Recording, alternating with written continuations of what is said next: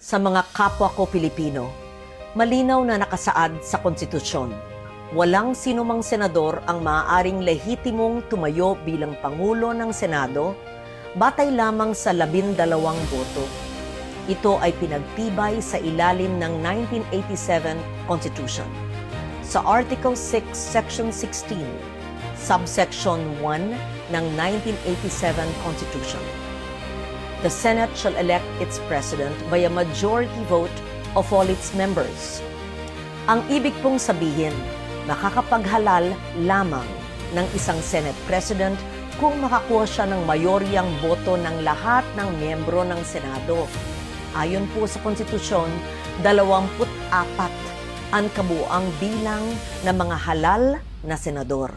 Kaya naman, 13 po ang kinakailangan para magkaroon ng mayorya. Nakalagay din sa alituntunin ng Senado sa Rule 2, Section 2 na the officers of the Senate shall be elected by the majority vote of all its members. Ang mga opisyal po ng Senado ay ang Senate President, Senate President pro tempore, Senate Secretary at Sergeant at Arms. Hango at nakabase po sa ating konstitusyon ang mga alituntunin ng Senado. Kung kaya't tulad sa Senate President, boto rin ng mayorya ng lahat ng miyembro ng Senado ang kinakailangan upang magtalaga ng Senate President pro tempore, Senate Secretary at Sergeant at Arms. Malinaw, 13 boto ang kailangan. Sabi din po sa Rule 15, Section 44 ng alituntunin ng Senado na except during the election of officers, a majority of the senators shall constitute a quorum. Simple lang po ang kahulugan nito. Iba po ang bilang na kailangan para sa quorum. Iba rin po ang bilang na kailangan para po sa eleksyon. Kapag eleksyon po ng mga opisyal ng Senado, kailangan ang mayoryang boto ng lahat ng miyembro ng Senado upang sila'y mahalal.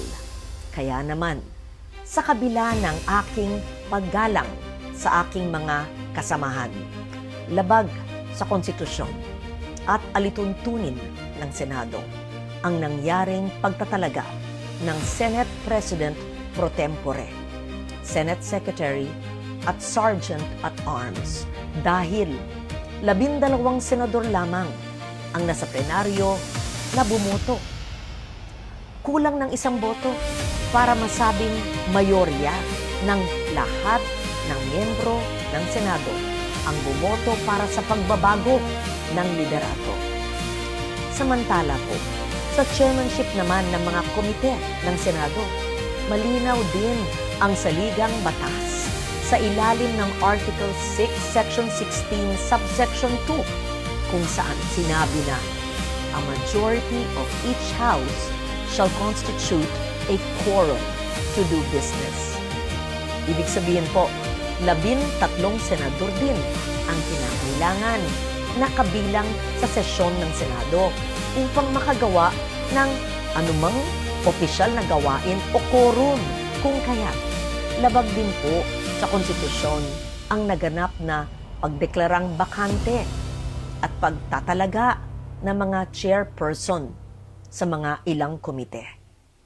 Madalas pong binabanggit ang mga nasa minorya ang kasong Avellino versus Cuenco upang palabasing lehitimo ang naganap na takeover sa Senado. Pero hindi po maaring gawing shortcut ang Avellino upang pababain ang bilang ng mga senador na kailangan para sa quorum, sa eleksyon, at para magkaroon ng reorganization sa Senado. 1949 pa ang kasong ito at naganap sa ilalim ng 1935 Constitution. Nagbago na ang ating saligang batas, 1987 Constitution na ang sumasaklaw po sa atin. Dito, malinaw na 13 ang kinakailangang boto para maghalal ng Pangulo ng Senado at parehong bilang din ang kinakailangan para sa pagboto ng mga opisyal. Hindi rin bago ang patakarang ito noong pang 1973 Constitution. Malinaw na ring nakasaad na ang Speaker ng National Assembly ay dapat mahalal sa pamamagitan ng mga mayoryang boto ng lahat ng miyembro. Kung tatanggapin natin na maaring basta-basta na lamang bawasan ang bilang ng mga senador na kinakailangan para sa eleksyon ng mga opisyal at pinuno ng mga komite, malaki ang magiging epekto nito sa operasyon ng mataas na kapulungan. So tuwing may mga senador na nagkakasakit, nasa abroad, pansamantalang wala sa session, na aresto, na detina, at iba pang kadahilanan, maaring gamitin ang dahilan na ito para palaging mag-reorganize ng Senado. Pag nangyari po yun, hindi na representasyon ng taong bayan. Interes at issue ng panahon ang magtatakda kung sino ang nasa mayorya at mga opisyal ng Senado. Ang magiging labanan na lang ay kung sino ang makakapagbawas ng pisikal na presensya ng kabilang panig sa bulwagan. Dapat manatiling representasyon, interes ng nakararami, performance ng bawat isa, at issue ng panahon ang batayan kung sino ang magiging mayorya at pinuno ng Senado. Ang konstitusyon, ang gabay ng ating demokrasya. Ito ang dapat nating ipaglaban para sa Senado, para sa ating mga institusyon, at higit sa lahat, para sa bawat Pilipino. Si Loren Legarda po, ang inyong Senate President pro tempore. Maraming salamat.